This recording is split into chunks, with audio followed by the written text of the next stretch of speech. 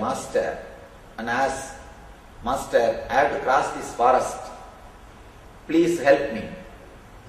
If a master says, "Go 1100 feet, then there will be a big snake, take a right turn, go 300 feet, there will be a lion, take a left turn and go 3 kilometers, then there will be a tiger, take a right turn, go 10 kilometers, there will be forest fire, take a right turn and go 3 kilometers, you will cross the forest." If a master gives this type of guidance, through which he came, or which is his experience, will the disciple be able to cross the forest? No, never. Today the snake may not be there. Today the tiger may not be there. Today the lion may not be there. Today the bear may be sitting, or some other animal may be sitting. We don't know.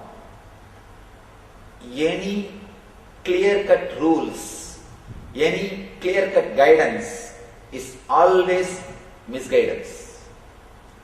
Please be very clear, all guidance is only misguidance. When you try to guide with the standard rules according to your experience, please be clear, you are misguiding people. Instead of that, any intelligent master will do only one thing. He will just give a torch, burning torch. Carry this torch, go. Use your intelligence and give him the techniques to protect himself from animals. Just give him the way, how he can see the route. Only these two are intelligent things. Give him the torch to see the route and give him the intelligence to protect himself from the animals. Then naturally the person will cross the forest safely. All our scriptures are trying to do the second thing. They are trying to give you the torch and the way to protect yourself from the obstacles. The way to go beyond the obstacles. That's all. They never try to give you the details. That's one of the biggest problem we are facing. When we don't have details, when you have so much of freedom, you tend to abuse the freedom. Crimes are nothing but abusing the freedom given to you. That is why in the developed countries, crime rate is high. Crime rate is high because so much of freedom.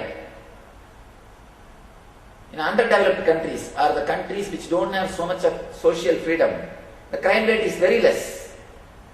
But naturally, people are living like slaves. Just how the crime rate is high in the countries where social freedom is more, same way, people also abuse the spiritual freedom. Now we have choices. I am bringing the truth. I am opening the truth completely in front of you. If you look little deeply, you will see many problems in our system and you will be little confused what I wanted to convey through this discourse.